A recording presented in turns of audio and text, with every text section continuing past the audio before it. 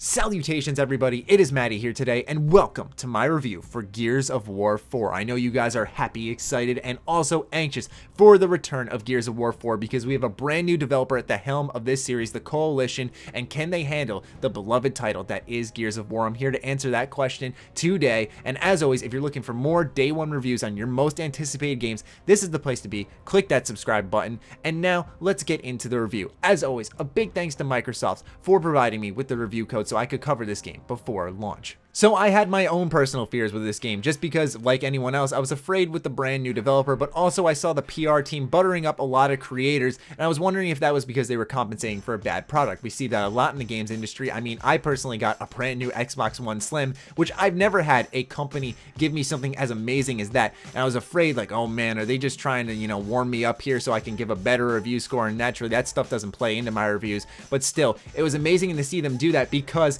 the game is fucking amazing. So it's like, wow, they're just a really awesome PR team, and they made a super kick-ass game from top to bottom. So let's start off with the campaign, which runs at about a little more than 8 hours long. It felt longer than that when my friend and I were playing it through, but yes, I played online co-op the entire way through, and it was a super enjoyable experience. No one single game mechanic overstayed its welcome in this wonderful campaign. There was always something new to do, something different to interact with, something that made it an exciting and interesting campaign that wasn't just about sitting in cover and shooting. There were a couple of recycled ideas. There are 3 times in this campaign where you have to do a Horde Mode defense mission, but it's not nearly as bad as Gears of War Judgment, so I think a lot of fans are going to give a pass on that, but still I think it's worth mentioning that that's the only idea I saw in this entire 8-hour campaign that was rehashed. And honestly, I enjoyed the Horde Mode missions. It wasn't too repetitive, and as you progress in this Horde Mode thing, your defenses upgrade, and so it makes it a much more enjoyable experience as you progress in the campaign. The AI in this game is fantastic as they flank you and rush you, where Gears of War in the previous games, you could usually just get away with chilling in cover and just poking out, shooting, and just kind of waiting for the ideal headshot. Not in this game. You're going to get rushed, you're going to have to dodge, roll out of cover. Falling back is important. Picking and choosing your battles, not rushing too much, and this is just on the normal difficulty, okay? There's 2 more difficulty levels above that, so I'm talking that this is difficult and smart AI that pushed you in all the right ways. Guns are also the name of the game in Gears of War 4. There are so many different types of weapons, both unique and just the standard weapons that we've seen in previous games that have been redone in a way, making them much more enjoyable to use. Also, I have to highlight, speaking of guns, is that firefights are actually a lot more intense. While replaying Gears of War 3 before this review, I found myself a little less involved in these gunfights because the sound wasn't that good. Like I said earlier, you could just chill and cover and you'd be totally fine, but Gears of War 4's firefights are intense, they sound great, they are just great, and they involve a lot of movement and paying attention as they send tons of enemies your way that are smart, that will flank you and make you utilize teamwork. And that's kind of the flagship for Gears of War 4, is play anywhere with anyone, because this is available on Xbox One and PC, so you can get a large player base here for Gears of War 4, and I wouldn't be surprised if it built up to be something pretty big. The campaign introduces a host of brand new characters, the spotlights being JD, Kate, and Del. They are kind of the big 3 in this game, and they have some awesome interactions, some awesome moments together, and I really did appreciate that because you didn't know if they were going to strike the similar magic like they did with Marcus and Dom and all the others from the previous Gears of War. What's also great is, as we all know, Marcus Phoenix is actually in Gears of War 4, and I didn't find them leaning too heavily on the previous Gears in this campaign, which I think is really awesome. This is the beginning of a new saga. You can get away without playing any of the previous Gears and understanding what's happening with Gears of War 4, but they strike a fantastic balance where you're going to understand and pick up on little certain differences in the story and have a much more impactful experience if you play the previous game. But if you're new to the series, this is a great place to drop in, which I think is also awesome that this is accessible, but it doesn't dumb down those who are returning to this franchise. What's great about this campaign as well is it's not just set piece after set piece after set piece like a Call of Duty campaign. There are set pieces sprinkled throughout, but a lot of them are also just natural storytelling, cutscenes, interesting gunplay. Coalition identified the strengths of the previous Gears, built on them, and then sprinkled in their own little flavor to make their own unique Gears experience here. There are some great moments that I will not spoil for you in this campaign, but seriously, ladies and gentlemen, this is one of the most exciting shooter campaigns I've played this year. The ending will leave your jaw on the floor and wanting Gears of War 5, and I will just leave the campaign discussion at that. Gears of War 4 also comes with 2 other modes that come with other Gears games, which is multiplayer as well as the Horde mode. Let's start off with the Horde mode. So just like in previous Gears games, you're going to have a bunch of classes. You're going to have class skills, so you can be, for example, an engineer with a repair tool, and you can repair all the traps that you place throughout the map. The difference here is that you can actually handle the traps and place them where you want, whereas in previous Gears they were in set places, and then you had the classes that could work with them, where now it's a lot more control on where you want to place the traps, like the turrets, the decoys, and the barricades. This is all done through the fabricator, and what this does is allows you to restock ammo, and you fire this fabricator up by picking up electricity on the enemies and then bringing it back to the fabricator, so it doesn't have you just hunkered down in cover. Like I mentioned in the campaign, it has you moving around a lot more, where it's still that Gears of War heavy third-person cover shooter, but it's also encouraging a lot of movement, which I really do appreciate, where it's not just about finding that ideal spot on the map and sitting right there until the end of the round. No, you have to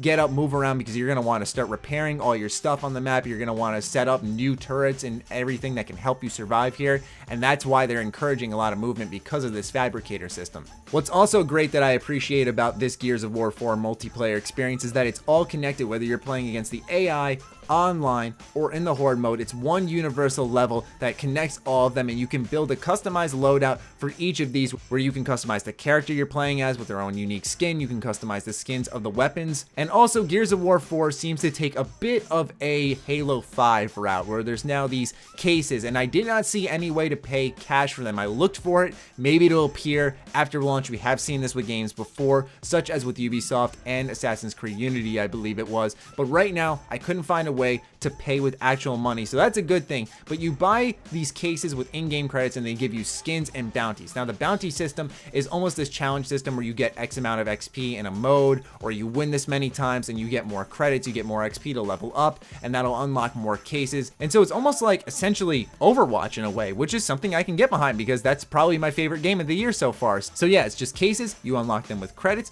you get skins, you get new characters, and all that exciting stuff. Looping back to the Horde mode though, it's overall the same thing that we've kind of seen before, which is both a good and bad thing. I appreciate the new focus on movement in Gears of War, and it sounds like a little difference on paper, but when you're actually playing it, it is fun and enjoyable. But also, Gears of War Horde is one of those, if it's not broken, don't fix it, and they realize that, because Gears of War 4 didn't really need to overhaul the Horde mode at all. It really had a great foundation already set, where it didn't need much change, and the one minute change they made was a good change. So kudos to them to realizing that they didn't really have to overhaul something, even though they are the brand new developer and probably felt the need to put changes in certain things. Trust me when I say, after talking to a lot of game devs, that takes a lot of restraint, so good on them for not breaking what was already working just fine. As for the multiplayer, you won't see in the footage here, but it runs at a buttery smooth 60 FPS. And speaking of frames, no drops whatsoever throughout the campaign, Horde, and multiplayer. No matter how chaotic it got, how much explosions, blood was on the screen, and everything was happening at once,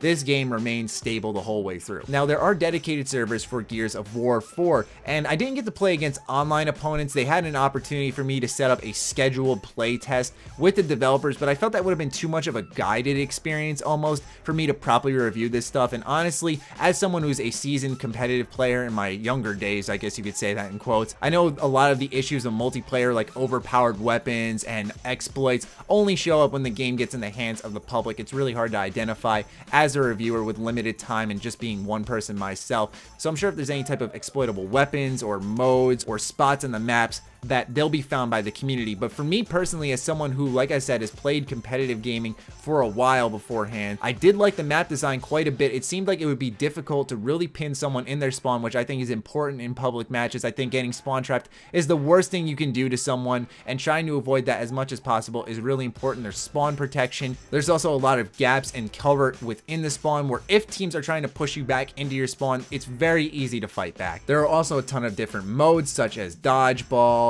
King of the Hill, and my personal favorite, Arms Race, which is almost like gun game in a sense, but it's a team focused gun game where everyone on the team has to get a kill with a certain gun. Then you advance to the next weapon, and you're competing with the other team doing the same thing. So they might have a drop shot, for example, and you might have the Nasher, and you get 4 kills with the Nasher on your team, and then they get 4 kills with the drop shot, and you all advance a weapon. But the way you win is by advancing to the final weapon and getting the kill with that with your entire team. It's not just a solo gun game, but everyone has to do it. Also, the gear Gears multiplayer against the AI really once again highlighted just how good the artificial intelligence in this game is, ladies and gentlemen, because as someone who played a lot of Gears multiplayer in the past, I found myself being really challenged by this AI because they would flank and double team and just work around me in this intelligent way where I'd really have to be on my toes and playing as if I was playing against someone else. From the campaign to the Horde to the multiplayer, it's a bloody good time, man. Everything is just visceral, gory, and amazingly well done. It's a polished product from top to bottom. The campaign does its job, tells a great story, doesn't overstay its welcome with any mechanics, doesn't get too set piece heavy, and really emphasizes its brand new characters and interaction amongst each other. The Horde mode doesn't break what's already working, which is fantastic. I would have appreciated maybe a couple of new additions just because it's almost the same old, but it adds enough where it's going to be fun for Gears vets. And then the multiplayer is that hook that gets a lot of Gears players for a long while, and for me personally, I see a lot of legs with this multiplayer, but there's not a crazy amount of unlocks, so it really depends on how much your core enjoyment lies in the Gears multiplayer. And if history says anything, a lot of you guys are just gonna love it because it's Gears multiplayer, and these modes are a blast to play with, and I love the maps, especially because the maps aren't campaign heavy. I've mentioned this in a couple of other reviews where they have multiplayer modes. You don't see a lot of maps that really reference heavily to the campaign, which is something that's awesome. So on top of all of that, along with the 24 maps that are coming, upcoming new modes, and all that stuff, it looks like Gears of War 4 is going to have some legs where, yes, I'm saying that if you are a Gears fan and you own an Xbox One or a PC,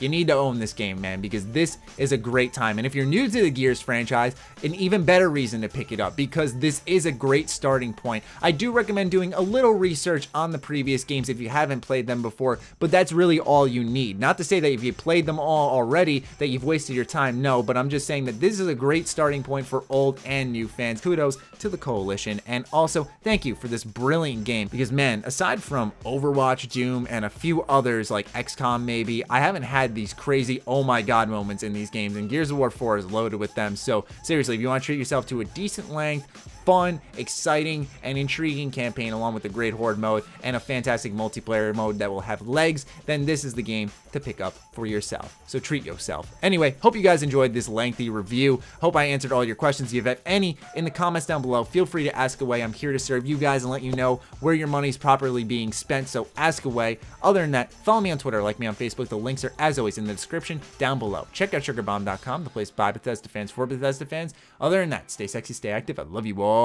Peace.